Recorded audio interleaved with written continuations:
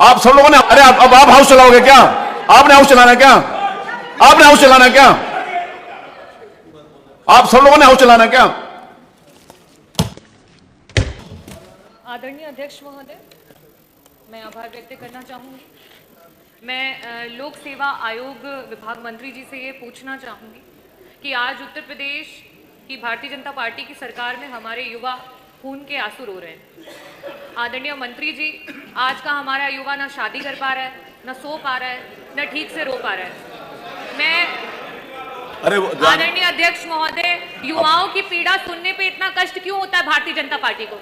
मैं आपकी सरकार से ये पूछना चाहती हूँ और ये बोलना भी चाहती हूँ, युवा आपसे ये कह रहा है कि झूठ से सच से जिससे भी यारी रखें, झूठ से सच से जिससे भी यारी रखें, आप तो अपनी तकरीर जारी रखें। इन दिनों आप मालिक हैं बाजार के, जो भी चाहे वो कीमत हमारी रखें। आदरणीय अध्यक्ष महोदय, युवा की कीमत जो है ये सरकार कुछ इस तरीके से लगा रही है। मैं माननीय मंत्री जी आपसे ये पूछना चाहूंगी कि आए दिन विज्ञापन जो आ रहे हैं लोकसभा आयोग के, उसमें जो रिक्तियां हैं उनकी जानकारियां गलत आ रही हैं। एक बच्चा जो तैयारी करता है, एक अभ्यर्थी जो तैयारी करता है परीक्षा की, उसको जब गलत तरीके की जानकारियां, नंबर ऑफ सीट्स की जानकारियां गलत आएंगी तो वो उसका क्या मनोबल रहेगा, वो किस तरीके से परीक्षाओं में बैठ पाएगा? तो क्या सरकार, मेरा पहला प्रश्न ये है कि विभागों में कुल कितने पद रिक्त हैं और इन पदों को कब तक सरकार भरेगी? क्या इसका ब्यौरा आप पटल पे रखेंगे? दूसरा मेरा प्रश्न आपसे ये है कि आए दिन परीक्षा का डेट निर्धारित होने से लेकर के आखिरी परीक्षा पहुंचने तक और उसके बाद चयनित होकर के कार्यरत होने तक 2 से 3 साल का समय एक युवा की जिंदगी से चला जा रहा है। और इस प्रक्रिया में ना जाने कितने युवा हैं जो ओवर एज हो जा रहे हैं, उनकी उम्र जो है वो बढ़ती चली जा रही है, वो अगली परीक्षा के लिए अपना फॉर्म नहीं भर पा रहे हैं। प्रत्येक भेदभाव को किनार में करते हुए क्या उन युवाओं को आप जो है एज में सीमा को बढ़ाने का काम करेंगे? मेरा प्रश्न ये है आपसे। 2017 से लेकर अभी तक के जो बैकलॉग है सरकार पूरा नहीं कर पाई है, चाहे वो एससी हो, चाहे एसटी हो, चाहे ओबीसी हो।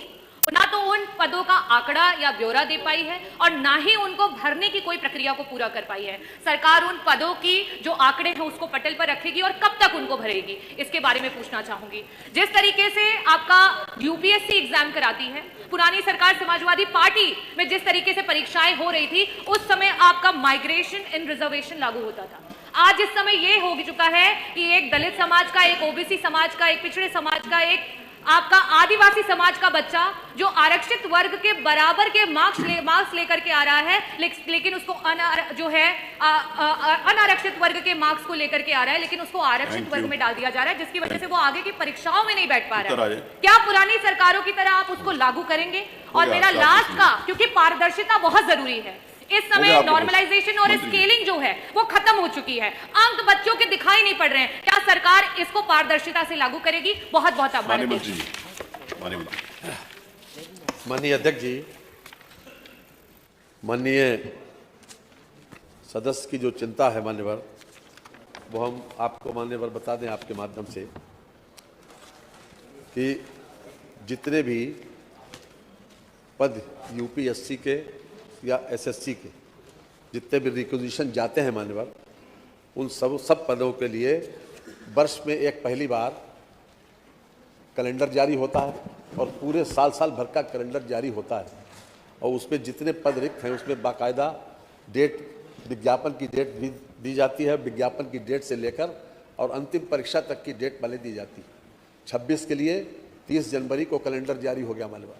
आपने पूछा 2017 से लेकर अब तक कितने लोगों को मिला और उसका क्या परिणाम, तो मैं मान्यवर आपके माध्यम से ये बता दूं कि अभी तक आयोग के द्वारा उल्लेखनीय है कि आयोग के द्वारा अप्रैल 2017 से अब तक 47,407 पदों पर चयन की कार्रवाई समयबद्ध रूप से पूरी की गई, जिसमें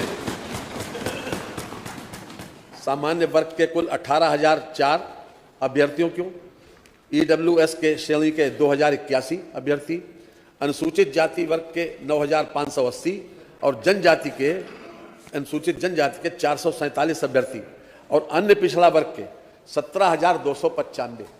ये मान्यवर हम इसलिए बता रहे हैं कि अगर आप 47,000 का टोटल 27% देखें मान्यवर, तो 12,799 आता है। तो हमने पूरा यानी जिस जिस विभाग में जिस कैटेगरी के जो पद रिक्त हैं उनको भी भरा है और दिया है कितना 17,295।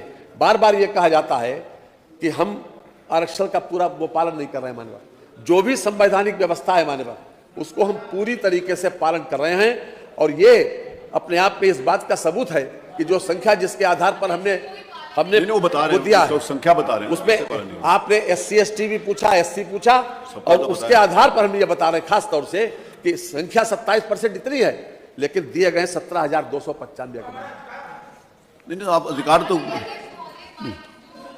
दूसरी सरकारों में था, क्या सरकार उसको लागू करेगी? क्या दलितों को और ओबीसी को जो है जिस तरीके से पुरानी सरकार कर रही थी उसको मंत्री जी करेंगे? और क्यों नहीं भरा गया? बैकलॉग ही बताया, ये बैकलॉग ही बताया। मंत्री जी हर विभाग पे अध्याचन, हम लोग तो कमिटियों में समितियों में बैठते हैं, उधर के लोग भी बैठते हैं, इधर के लोग भी बैठते हैं, हर विभाग पे सिर्फ अध्याचन जा रहा है। कब भर्तियां होंगी? ये प्लीज बैठिए, हो गया, उन्होंने जो बात बताया वही करा गया। अगला प्रश्न श्री कमाल अख्तर, श्री कमाल अख्तर, श्री कमाल विभागों श्री कमाल अख्तर, प्लीज बैठिए ना। नहीं, आप अधिकार तो दूसरी सरकारों में था, क्या सरकार उसको लागू करेगी? क्या दलितों को और ओबीसी को जो है जिस तरीके से पुरानी सरकार कर रही थी उसको मंत्री जी करेंगे? और क्यों नहीं भरा गया? बैकलॉग ही बताया, ये बैकलॉग ही बताया।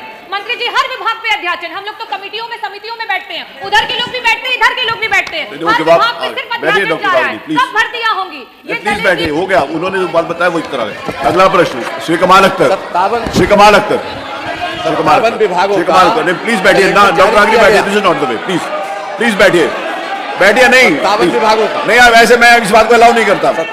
श्री कमाल अख्तर बैठिए आप। नहीं, आप ये कोई जरूरी नहीं है कि आप क्योस करें, प्लीज। अरे बैठो ना, अरे बैठो, अरे आप लोग नहीं, मैं करूंगा। अरे आपका काम नहीं है, मेरा काम है। अरे आपका काम नहीं है, बैठो, क्या नाम है, खेत की बैठो, मेरा काम है। अरे अब आप हाउस चलाओगे क्या? आपने हाउस चलाना क्या? आपने हाउस चलाना क्या?